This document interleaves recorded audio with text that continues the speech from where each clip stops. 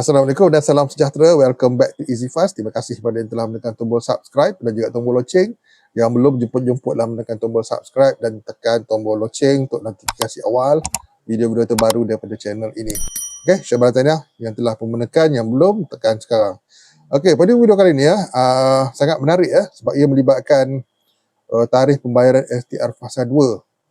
Adakah benar ia akan dibayar pada hujung bulan Februari?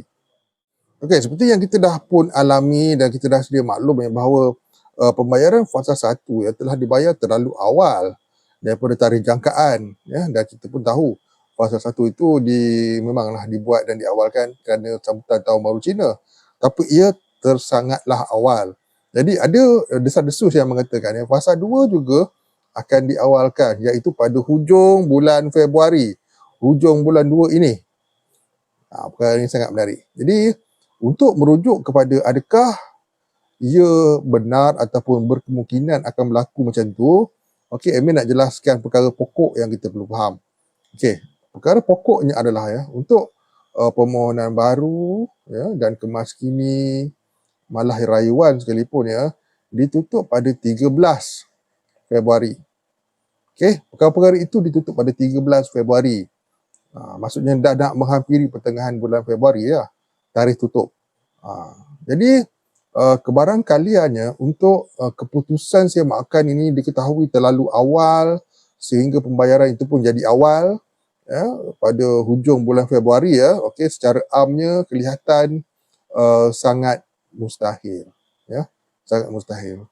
Jadi bagi pandangan admin sendiri dalam isu ni sangat mustahil untuk MOF dan lembaga hasil malah agensi-agensi yang berkaitan untuk membuat sewa makan dalam masa yang sangat singkat, terutama rayuan, permohonan baru yang mana membolehkan mereka ni dapat pada fasa 2 ni, masanya agak suntuk.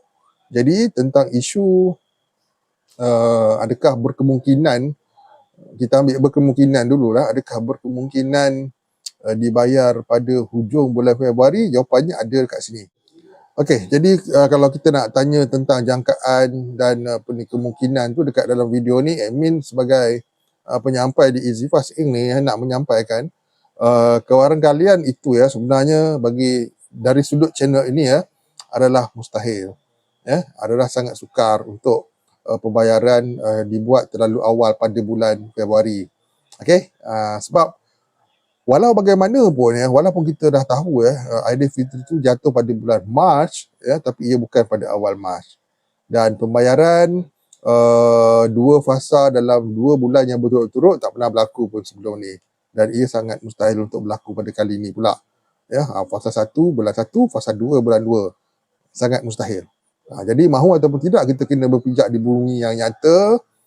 Keputusan sewa makan pun kita boleh ketahui pada hujung bulan Februari atau pada awal bulan Mac, maka pembayaran pun akan bermula bulan Mac. Bolehlah kita cakap dekat sini daripada sudut tarikh itu, STR fasa 3 adalah pada bulan Mac, bukan pada bulan Februari, bukan pada bulan 2, tapi pada bulan 3. Jadi segala keputusan sewa makan, rayuan, permohonan baru dan sebagainya, kita akan ketahui pada bulan Mac, sekitar bulan Mac, bukan pada sekitar bulan Februari. Jadi untuk perkara tersebut admin tidak yakin pun dan tak mengharapkan, malah buat masa ni menganggap itu satu desas-desus biasa saja, dan kebarangkalian untuk adanya fasa 2 tu pada bulan 2 adalah sangat tipis. Sebab fasa 3 tu walaupun tak ada keluar lagi jadual daripada LHDN, tapi kita boleh faham sendiri ia akan bermula pada bulan Mac, bukan pada bulan Februari.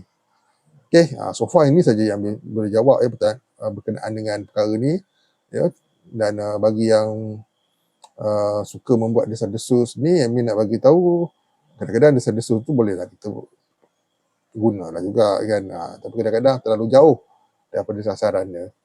Okey, baik, semoga jelas dengan apa yang saya sampaikan dan supaya kita faham tarikh tutup pun 13 Februari.